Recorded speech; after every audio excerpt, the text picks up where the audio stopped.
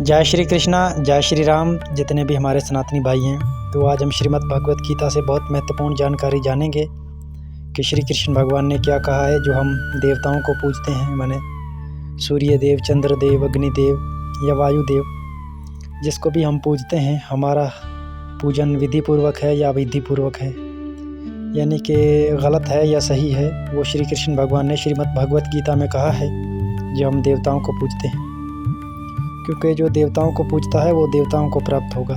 9वें अध्याय के 25वें श्लोक में कहा है। तो अब हम इस श्लोक में बहुत महत्वपूर्ण जानकारी जानेंगे। इस श्लोक को आप एक आम श्लोक ना समझें, जो श्री कृष्ण भगवान ने श्रीमद् भगवत गीता में कही है बात। हम आपको पूरा एक विस्तार पूर्वक समझाएंगे कि श्री कृष्ण भगवान ने इतनी महत्वपूर्ण श्रीमद् भगवत गीता में बात कही है। तो आप इस श्लोक को बहुत ही गहराई से सुनिएगा। ये श्रीमद् भगवत गीता है, अध्याय 9, श्लोक नंबर 23। तो यहाँ पर श्री कृष्ण भगवान ने क्या कहा है। भावार्थ, हे अर्जुन, यद्यपि श्रद्धा से युक्त जो सकाम भक्त दूसरे देवताओं को पूजते हैं, वो भी मुझे ही पूजते हैं, परंतु उनका पूजन अविधि पूर्वक अर्थात अज्ञान पूर्वक है।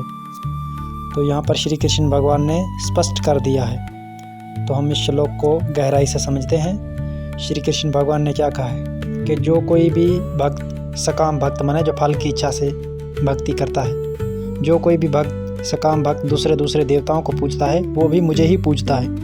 यानी हम किसी दूसरे देवताओं को पूजेंगे, वो भी श्री कृष्ण भगवान कहता है कि मुझे ही पूज रहे हैं, परंतु उनका पूजन अविधि पूर्वक माने शास्त्रों के अनुकूल नहीं है, विधि पूर्वक, अविधि पूर्वक अर्थात अज्ञान पूर्वक, यानी कि अज्ञानता पूर्वक हमारा वो पूजन है।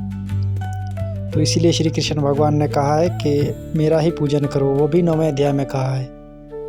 तो हमें चाहिए श्री कृष्ण भगवान का पूजन करना चाहिए।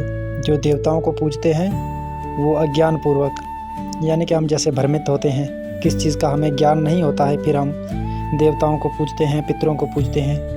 जब हम श्रीमद् भगवत गीता सुनेंगे तो हमें असलियत का पता चलेगा। बाकी सब सनातनी भाइयों को राधे राधे, जय श्री कृष्ण।